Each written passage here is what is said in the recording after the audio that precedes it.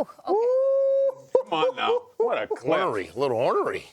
Okay, so Yeah. You think I'm an idiot? when you begin to evaluate maybe. making a head coaching change, I'm not even considering that. Do you think I'm an idiot? I am not even going to speculate that. Oh, boy. Wow. That was a bad loss for the Cowboys. Not the first time at home, though, this season. And this trend even goes back to the playoffs in January. Peter, the state of the nation on the Cowboys, Jerry Jones, where do you go from here in this conversation alone? Well, you mentioned troubling trend. You go back to that Packers playoff game. They have now been outscored in the first half 110-34 in their last 4 home games. 110-34. They were 8-0 at home last year. They're 0-3 at home this year. Team doesn't seem to be turning it around. Even their last 2 wins, which we celebrated against the Giants and the Steelers in primetime, we were saying, like, doesn't look great. Like, the defense found a way, but the offense doesn't look like it should be looking. Here's the brass tacks of it. It sounds like they're not firing Mike McCarthy, but in a world where Woody Johnson said goodbye to Robert Saleh after a 2-3 start, I don't think anything's off the table. There's a bye week now. Like this, if you look at when it's time to fire coaches midseason, you usually do it during the bye week. And you usually do it on a contract year. This is Mike McCarthy's last year of his contract. And the defense, I don't care how many guys are injured. I know Kendricks and Parsons and Bland weren't in. You can't give up 47 points at home on national TV with Tom Brady saying, man, I wish I could play quarterback for the Detroit Lions. Just a trouble. But, like, Jerry's all in on Mike McCarthy. Then why didn't you give him a contract extension this offseason? Are you all in on Mike Zimmer as a defensive coordinator? Are you all in on Paul Gunther? These are names from years ago that are now – and I look at the talent. Ooh. They are star heavy. You could sell a lot of jerseys with Dak Prescott and Micah Parsons and CeeDee Lamb. But they sure are thin on that roster. They sure don't have a lot of backups when those guys go out. And I know Brandon Cooks didn't play yesterday, but I don't know if any other wide receivers did either. It was a really eye-opening performance. And Jerry might be sensitive, but at 82 years old, I don't know. I'm looking at it at a 77-year-old owner and Woody Johnson, who looked at his team and said, probably not going to win a Super Bowl this year. I'm going to rip the Band-Aid off and try to do something to kickstart our team. This is the bye week. If the Cowboys were going to do it, I would think this would be the time.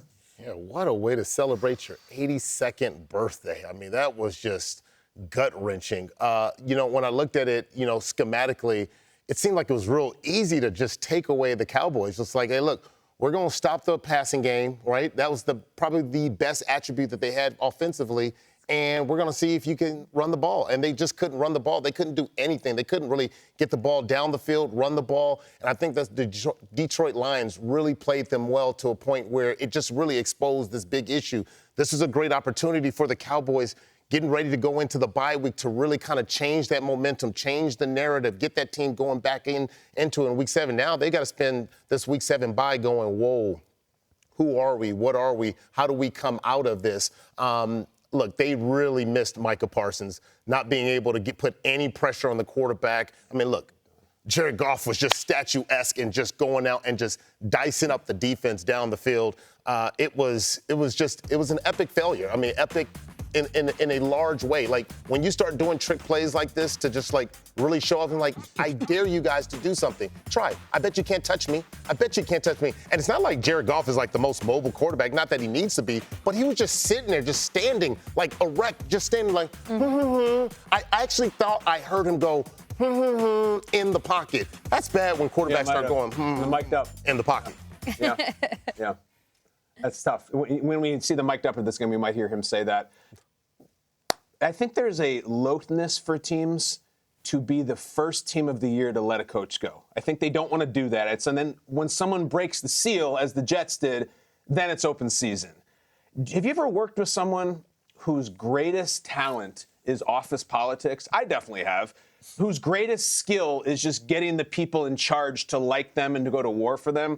I think we're there with Mike McCarthy. I think they should make a coaching change. I think they should make it this morning. I don't usually like lighting torches and say, fire this man. It's crude and it's crass. It's not what I do. But let's make a coaching change. Peter referenced this. I want you to understand the historical context of this. 4 straight home games where at halftime they're losing by 15 plus. That's the longest streak of all time. That's never happened before. Not in the 21st century, not since the merger. Since the advent of the game, no team has been getting its ass kicked at home at halftime more times in a row than these Cowboys. And maybe you sympathize because they have a lot of big injuries, especially on defense, all right? They have the worst rushing offense in the league. Yep. They have the worst red zone offense in the league. No one has more red zone turnovers than the Cowboys, which is really the worst thing you can do in the sport. They do lead the league in something, field goals. Yeah. Great. Mike McCarthy is not a bad guy. He is not a bad coach. I don't even think he has a bad football team because they're worse than bad in Jerry's universe.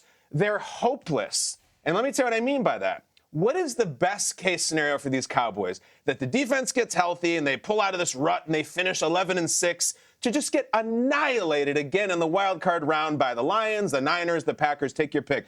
That's the worst case scenario, not the best, because then that just resets the cycle. And you have yet another dark age of Cowboys dignitaries like Emmitt Smith going around to every show saying they can't believe Mike McCarthy is still the head coach. On the past, where he said, one of the reporters said to Jerry, you've done this before mid-season. It's true. 2010, Wade Phillips was fired mid-season. The year before, they were in the divisional round. Great, doing really well. They started 1-7. Jerry did it. Immediately, Jason Garrett comes in, wins 2 games. They finished 5-3. It made a massive change. I just don't know what we're waiting for around here. I don't know why he started this season. I don't know why Jerry Jones is obsessed with Mike McCarthy. He says, do you think I'm an idiot?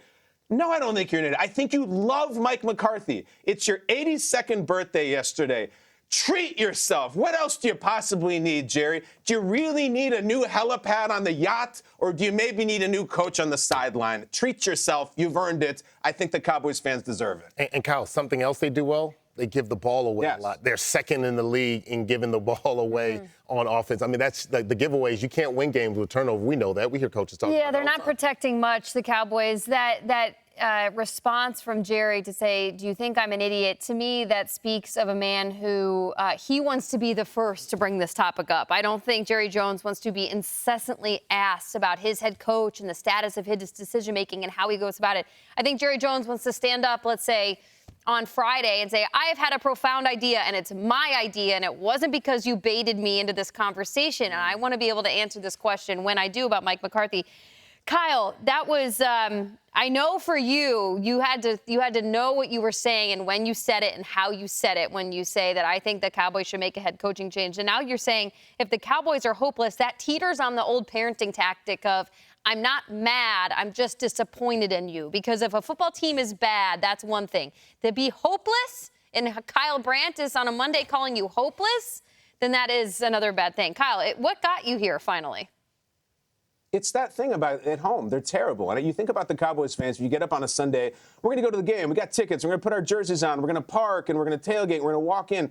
And 4 straight times, you and your wife and kids, your husband or whatever, you're just annihilating. Like, should we leave at halftime? What is this product? So you walk into this beautiful edifice and this product and this star, and it's just awful. And not at the end of the game, they lose on a field goal. The game is over at halftime, and you're honestly thinking, like, should we beat traffic? And you should. Wow. So it's not bad. It's just miserable, and the future is hopeless. I don't understand it. I know that's so negative, and I hate that on Monday. It's not what we do in this beautiful yellow and blue Good Morning Football world. It's supposed to be positive. Find me the positive. It's really, really bad, and I don't understand why any other team would say we should make a coaching change. But Jared's like ready to punch someone if you even suggest maybe you should. I don't understand the loyalty. You've shown plenty, Jerry. It's time to get to the bottom line. I think the optics are huge, too. You're playing 3 nationally televised games with Tom Brady on the call, and you're losing by these nuts of games. And they're all at home. You look at it, they've looked good on the road. They beat Cleveland in Cleveland. They beat the Giants in New York, and they went into Pittsburgh at 1:11 in the morning on the East Coast and came out with a victory. But for whatever reason, their product at home has just been so substandard. That Saints loss still rubs me wrong. Now you look at the Saints. The Saints are a 2-4 team that aren't going anywhere. The Saints had 6 straight touchdown drives against that defense with Micah Parsons on the field. So there's questions abound, and it's also the optics of in their building, Jerry world, and they just get run all over, and they have no shot in these games. And couldn't even score a touchdown. I mean, that's the other thing. It's not good. They score a touchdown. For the man that's calling plays, that's not good offensively. Ian Rappaport, Jamie, welcome back. you should, before we go to Ian, I think it's important to say, Dax after the game saying, I love that man. I love Mike McCarthy. I'll go to war for him. Everybody in that locker room loves him, loves him, loves him. And I totally respect that. You have to take it out of their hands. The Jets love Saleh. They love Saleh. And if you love him so much, score a touchdown or tackle someone. It's great that you love him. You don't play like you love him. So it's not your decision.